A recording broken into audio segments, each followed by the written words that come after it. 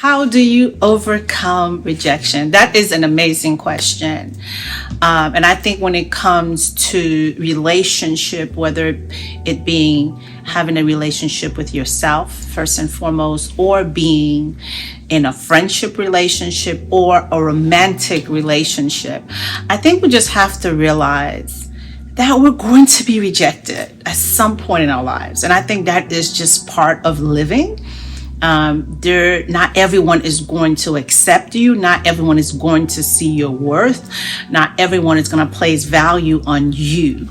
But I think you have to realize your sense of worth and identity and all those things first come from God.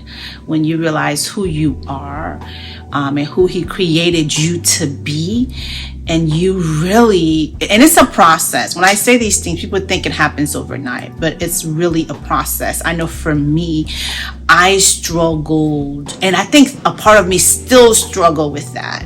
And I think part of what we have to do is go back to that child, that inner person in us that was hurt. Because for me, I remember the incident when I first felt rejected is when my sisters and I were coming into the U.S. and a couple was bringing us in, and they were bringing us as a family. It was myself, my older sister, my younger sister, and myself. And the couple chose my older sister and my younger sister, and they rejected me because they said I wasn't as pretty as my sister. So I got left behind. And that was over, I would say 30 years ago. But let me tell you, that thing has stayed with me. So for a long time, I felt I wasn't good enough. I questioned my self-worth. I questioned whether I was pretty enough. And I've done so many things over the years to try to improve my look. Like, I was very insecure, and there's still parts of me, like, I'm still insecure. And I don't think it ever goes away, but we learn to affirm ourselves. We learn to manage it, and we learn to love ourselves, because it's a continual journey. And on this journey of, people talk about self-love, and it's a great journey. And I think a journey is something that never ends, because people are always going to say things, people are always going to do things that's going to trigger you, remind you of who you used to be, remind you of the things that you're working so hard to move past. But I think there are people, rejection is just part of life. We apply for jobs, we get rejected. We like a boy and he says, no, I don't like you, I like her. But I think when we realize that it's not personal, it's really not sometimes, and we take it personal. And sometimes the person don't even know what they're doing and how it's impacting us, because we haven't made peace with that part of ourselves. We haven't made peace into the self-acceptance and total love, and we haven't healed. I think that's the correct term. We haven't healed from that trauma that hurt us. So anything someone says, whether they meant it or not, we interpret it based on the mindset that we're in. So when someone says something that hurt you, you feel rejected, you have to go back and say, why does this really bothers me? Why am I still suffering from that? And really sit down with that and say, how do I heal? That when someone says something to me, I don't take it personal. I give them the benefit of the doubt. They didn't mean to hurt me. So what does that healing process look like? So healing means you acknowledge that something traumatized you, something happened. I think that is the first part of healing. It's not trying to hide, not trying to act like it didn't happen, not acting like it's not affecting you. It affects you. You're hurt, and that's okay. So I'm hurt right now. I'm hurt. And sometimes we get a chance to confront the person that hurt us. But I think it starts with you confronting yourself. Like, why does this hurt me? Why? Is it because I believe what they're saying is true? Do I have insecurities and things that I still haven't dealt with? Because part of why when that person said I was ugly stuck with him, because a part of me believed I was ugly. Like I didn't feel beautiful.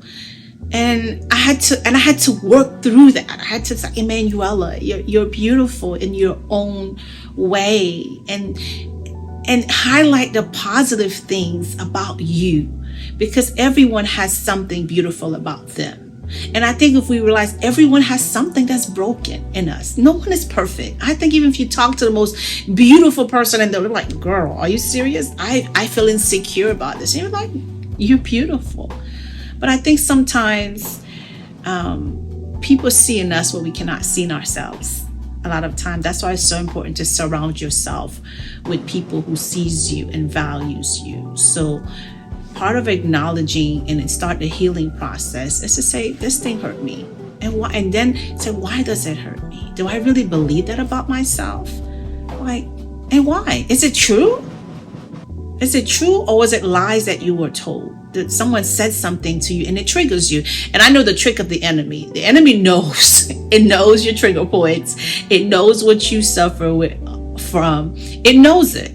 So it will send people and things will happen that bring you back. Oh, you remember when that person said you weren't good enough? You remember when that guy left you? Remember? No, you have to continually affirm yourself. And sometimes I speak to myself, Emanuela, girl, you look good. You're good. You're good, Emanuela. It is well. That is not true. That's their opinion, but that is not truth. And I'm constantly working on myself. How can I heal?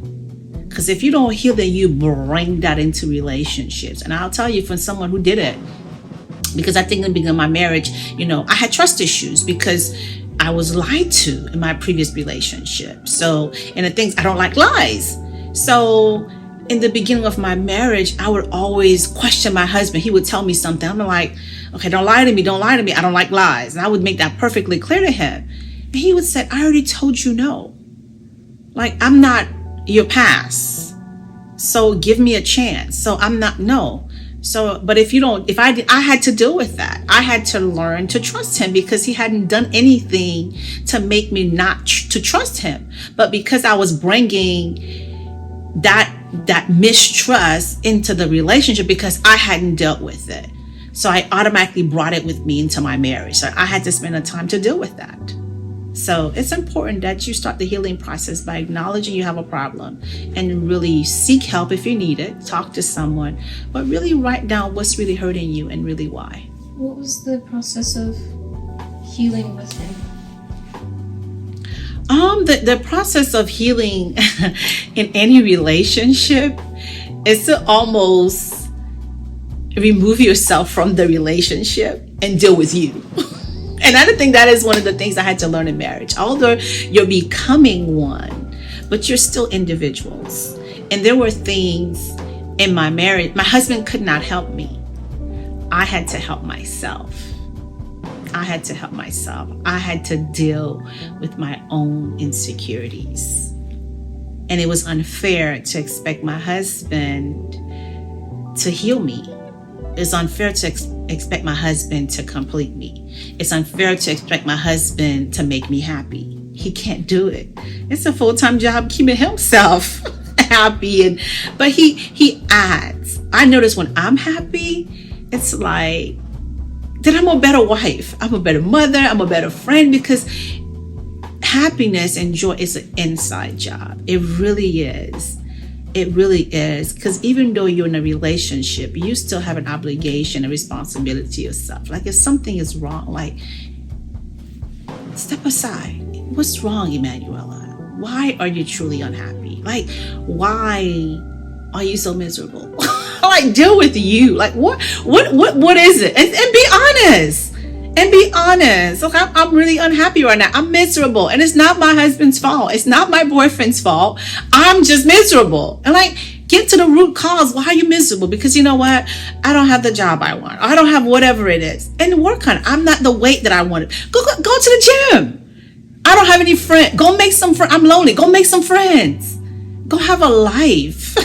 Honestly, you got to get to the root cause. Like, why are you unhappy? Why are you miserable? Why are you living on, I don't know. You got to figure and deal with yourself, because your spouse can't help you. You got to do it. So what does self-love really look like?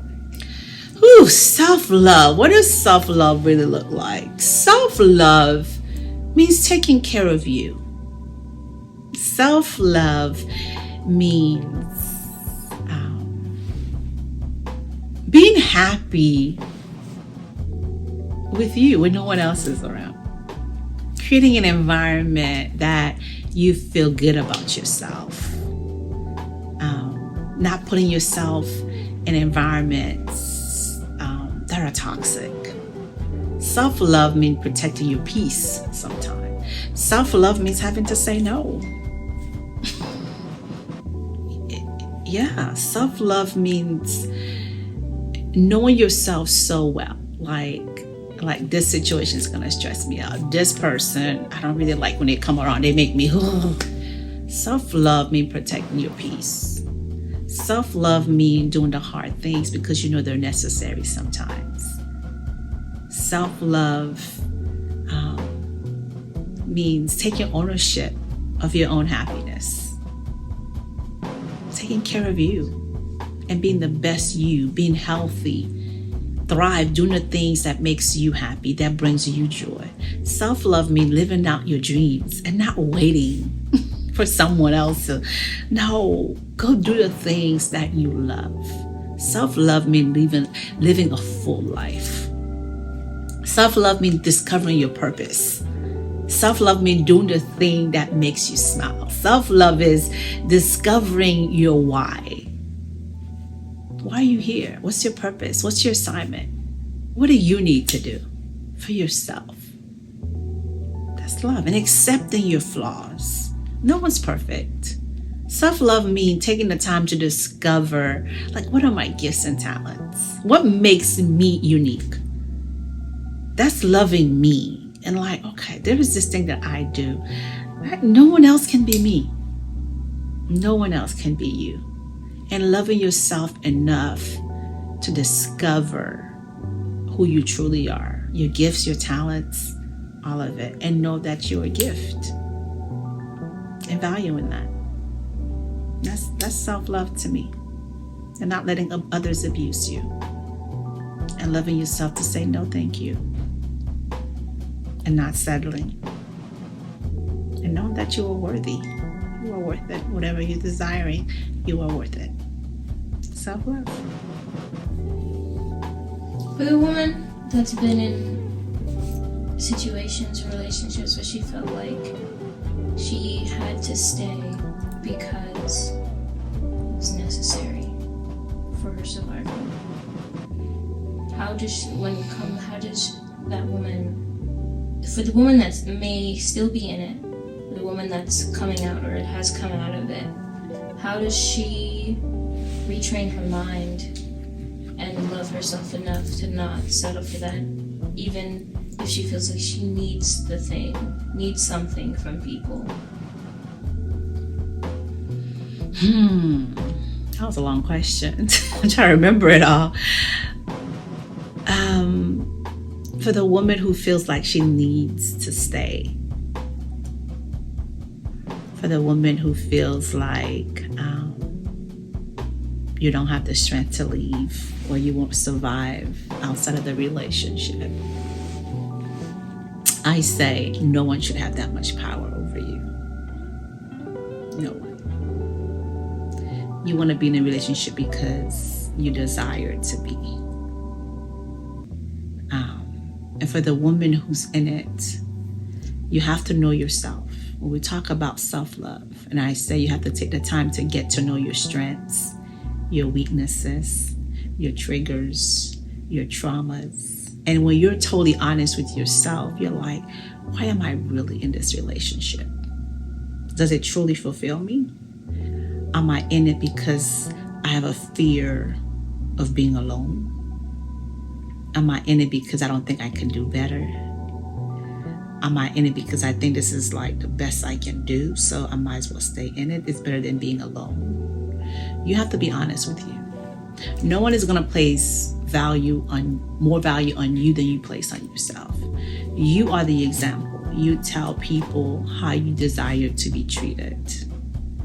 And it's not with your words, because sometimes as women we can talk too much. It's with your actions. And that's why it's so important that a woman knows who she is and knows her worth before she enters a relationship. Because otherwise it makes you a victim. It makes you, there are people out there who praise on insecure women. Because they know you're insecure. They know you don't have the confidence. They know it. Men know how to pick that up in a woman. They really do. There are some men who are professionals. And they're there to affirm you and to tell you all the things that you never heard. And then then once they get you in, now it's like, oof. Then they brainwash you to think, oh, I rescued you. No one else is going to want you. No one else wanted you. You're lucky you have me, and all these things that make you feel like you have to stay. But the moment you start to discover who you really are, and you gain your power. And I always tell people when I say there's nothing with a woman that has a plan. So you have to build that self-love muscle, your self-worthiness muscle. And then you start planning. You don't have to do anything. You don't have to stay in it. But you have to be strong enough that when you leave, you don't go back. And that's the mistake I see a lot of women make. They leave prematurely. They're just trying to escape it. But if you don't deal with the reason you got into that relationship in the first place, if you don't deal with the reason, like, why did you choose that relationship? What was it about you that you felt that you needed that relationship? What was it about you that was broken? Whatever it is, you got to deal with that. Because if not, you're either going to go back to it or you're going to choose the same person but with a different face. Because we attract what's in us. There's something in us that's gravitating. There is something in you. Nobody wants to admit it, but there is something in you that allowed you to make that decision.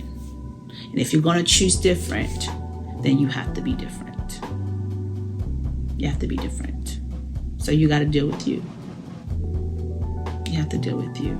And once you grow stronger, once you build that muscle, once you fall in love with you and know your true value and your true worth, you'll be like, wow, okay. Then nothing can keep you in that relationship because you'll realize this is so beneath me. I deserve better. I deserve better. Then and only then will you leave.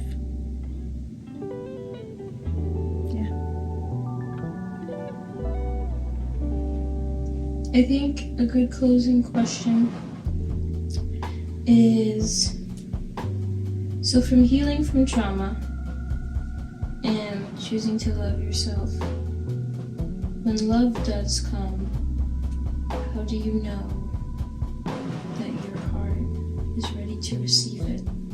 Like, how do you know that you're not going to mess it up? You know, love is patient, love is kind. You know, we'll read the Corinthians. But it really is. God knew what he was saying when he said what love is. Because I think oftentimes we mistake love, lust, infatuation, all those things for love. Because we don't really truly know what love is. Love keeps no records of wrong. So you can't mess up. It's like, I'm going to mess up my relationship with God. No. Yeah, God doesn't expect you to be perfect, but you have a relationship. In a healthy relationship, there is grace. There's forgiveness. And the person understands that you're not perfect. They're not perfect. But you work on building together. You bring out, when you're with the right person, they bring out the best in you. They do. They do. You're not walking around eggshells. That relationship allows you to be you. Like, for those of you who know me, you know me personally, you see, like, if you're around me and my husband, he's taking out these braids. He's seen me. There were stages when we were dating, when we first got married, he seen me in stage. I'm like, man. But he still loved me. And I never felt like, as a woman, I'm not saying, well, no, you need to take care of yourself now. But on the days when I'm off it, I can just be me. And true love allows you to just be you. It does. I don't have to walk around my house made up all the time. But I do it because I want to be attractive. When I feel good about me, I see the impact it has on my husband. It really does. It starts with you, because sometimes we're trying to get the attention of whether it be a boyfriend or what, even our spouse, even if they've been married for a long time. But the best way to keep the excitement in your marriage, to keep the spark in your relationship, is to be excited about yourself. It really is. Like when I'm excited, when I'm living out my dreams, when I'm doing things that makes me feel good, my husband is a little more attracted to me. I see it. I really see it, because people are attracted to happy people, to fulfill people. They really are. When you're happy and I'm living my dream and I'm doing the things that makes me happy, that brings me joy, I'm like, because I'm a happy person. But when I'm sitting around, because there were days and I was literally sitting around waiting for my husband to come home to make me happy. I had those days, and there was. And I could tell, although he came home and he was doing his best, but he couldn't. And sometimes I just need to lay on his chest and just be. But I noticed the change really when I got excited about me. When I found my purpose, when I started operating in that is so attractive. It is. So don't be in the relationship worried about like, oh, what am I gonna mess up? What does he leave? No. Be happy with you. Live your most exciting life. And you both are just along for each other's journey, doing it together. He's happy, I'm happy, and we come together. Now we explode, because it's two happy people, two fulfilled people doing the thing that they were designed to do. Just deciding to walk this journey together. And they understand there's going to be mess ups, you're going to fail. It's all of it. It's a journey, and you sign up for it all. Yeah. But you got to do it with the right person. The right person makes all the difference. And what's the right person? The person that's right for you. And I think that's where God come into play. And I tell people all the time, you better invite God in from the very beginning. Your maker, the one who designed you, the one that knew you before you were in your mother's womb, before you were even a thought. He knows you. Because there are things about you that you won't discover till later on. But God already knows. So when you ask God, Father, choose for me based on who you know I am, based on the things that you know I will need 5 years from now, 10 years from now, 15, 20, things I don't even know, Father. And sometimes when he presents that person, you be like, oh. And I promise you, as you trust the Holy Spirit to lead you and to guide you, because that's his job, you will discover later on in life, oh my God, I didn't even know I needed this in a partner. Oh my God. And that happens to me all, like, oh my God, some things about my husband that really annoyed me. I'm like, oh my God, I so needed that. I so need that. And sometimes I fight it. God is like, you need it, Emmanuel. You need it. You need it. And I think oftentimes in relationship, we want our partners to be just like us. We want to have everything. It's cool. But to do this journey together, my husband has some strengths that I don't possess, and I have some strength. That's how you come together. You come together because I need what he has, and he needs what I have. And you come together, and you flourish, and you bloom, and you create. Because life is about creating the marriage that you want, the relationship that you want, the family. People just leave things. No, nothing just happened. You got to be an active participant in creating the relationship that you desire. You got to create it. You got to create it. So, I hope that helps. It's a wrap. Thanks for watching. Don't Don't forget to subscribe to the channel. Subscribe, share, invite a friend. See you next time.